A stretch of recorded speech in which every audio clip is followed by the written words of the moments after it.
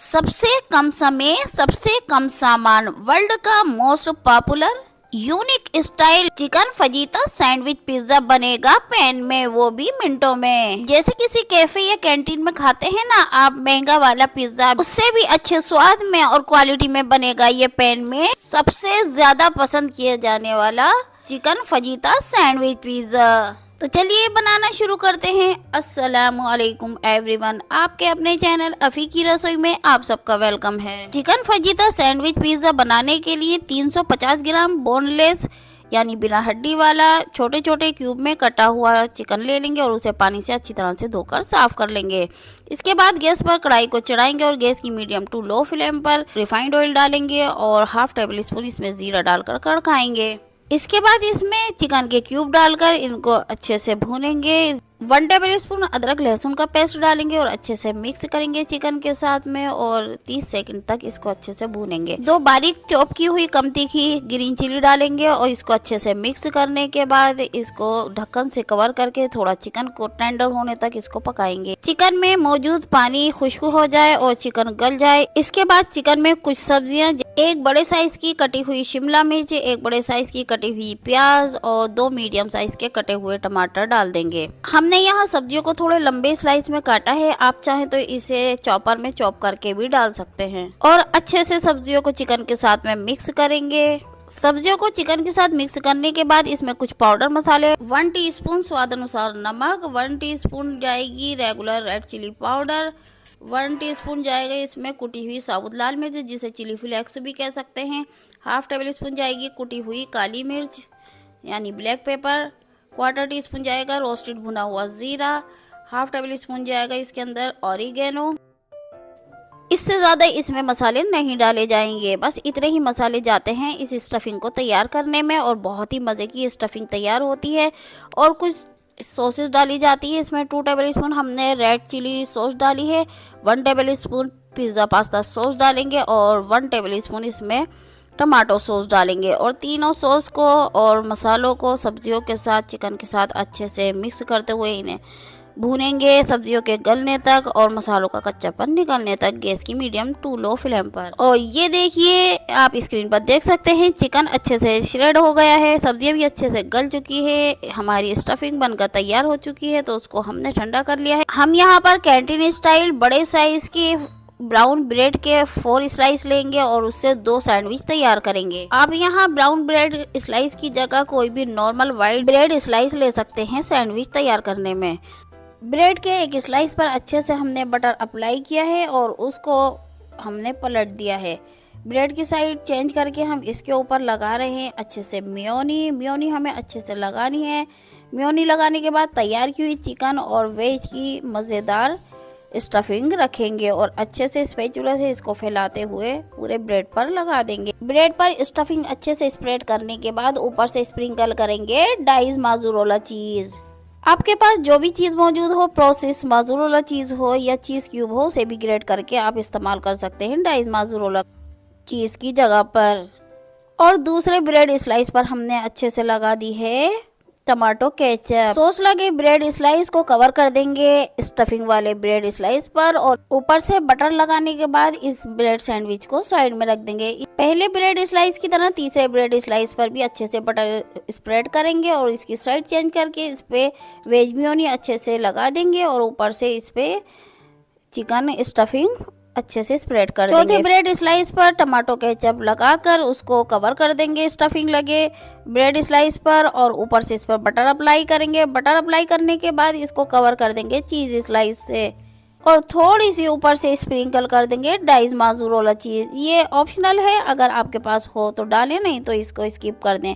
और ऊपर से थोड़े से चिली फ्लेक्स और ऑरिगेनो भी डाल देंगे। तो देखा आपने हमने कितनी आसानी से घर पर 2 अलग अलग टाइप के सैंडविच तैयार किए, वो भी कैंटीन स्टाइल में। एक सैंडविच के अंदर हमने मोज़रेला चीज़ का इस्तेमाल किया और एक सैंडविच के ऊपर हमने चीज़ स्लाइस का इस्तेमाल किया। गैस की मीडियम टू लो फ्लेम पर हमने ग्रिल पैन को अच्छे से प्री हीट कर लिया है, गरम कर लिया और इसके ऊपर अप्लाई कर दिया बटर और इसके अंदर सैंडविच रख के इसको अच्छी तरह से एक साइड से अच्छे से सेक लिया।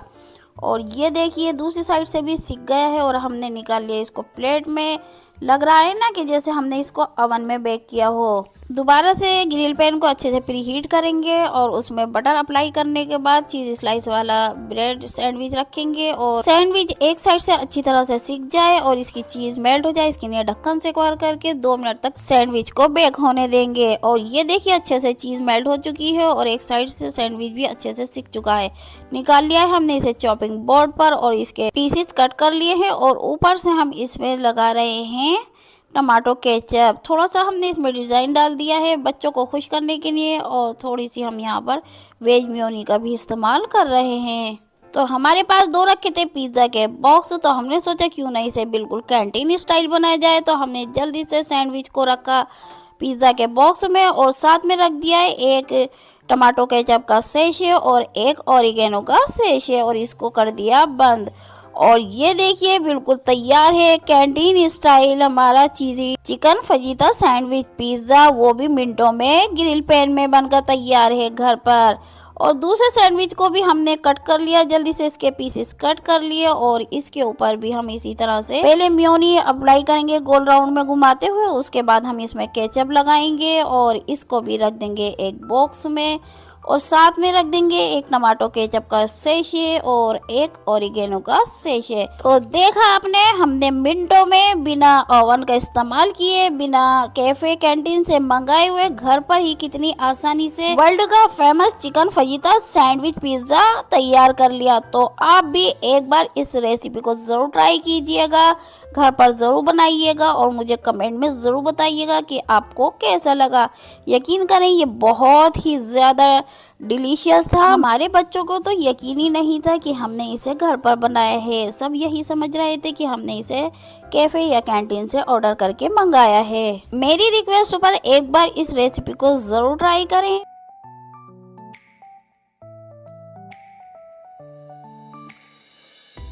घर में जब बन जाए दाल और सब्जी, बच्चों और बड़ों के खाने पर हो जाती है छुट्टी। लेकिन अब से ऐसा नहीं होगा, बच्चे और बड़े जब घर में बनेगी दाल और सब्जी आपसे जान पूछकर बचवाएंगे और आप खुद भी बचाएंगे और ढाबा और कैंटीन स्टाइल ये मजेदार सा सैंडविच बनवा कर खाएंगे। बिना देर के वीडियो को शुरू करते हैं और देख लेते हैं कि ये मजेदार सा सैंडविच हमने घर पर किस तरह से तैयार किया है। कैंटीन और ढाबा स्टाइल सैंडविच तैयार करने के लिए 4 ब्रेड स्लाइस लेने होंगे और उन पर अच्छी तरह से हमें बटर लगाना है।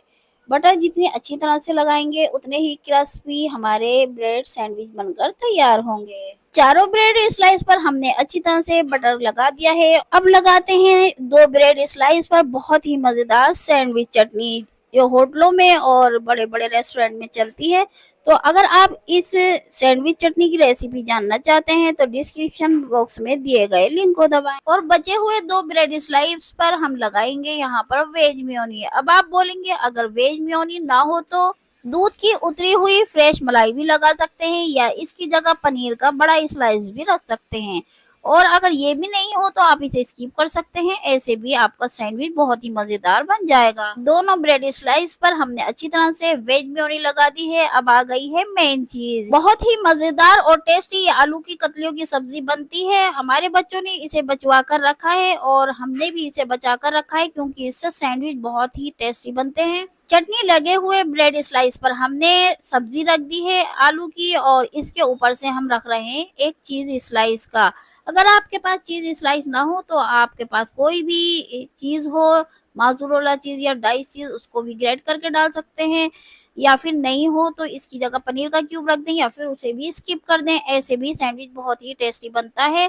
और ऊपर से हमने स्प्रिंकल कर दिया थोड़ी सी पिज्जा सीजनिंग और दूसरे ब्रेड से इसको कवर करके ऊपर से हमने अच्छी तरह से बटर को अप्लाई कर दिया है। गैस की मीडियम हाई फ्लेम पर हमने ये ग्रिल पैन को अच्छी तरह से गर्म कर लिया है और इसके अंदर हमने घी को अप्लाई कर दिया है ताकि जब हम सैंडविच सेकें इसमें तो बहुत ही क्रिस्पी क्रंची सैंडविच सिक कर तैयार हो। और इसमें हमने रख दिया है सैंडविच और हल्के हाथों से इस स्पैचुला से इसको दबाते हुए सेकेंगे। इसकी साइड हमने चेंज कर दिए, ये देखिए बहुत अच्छी तरह से सीख चुका है।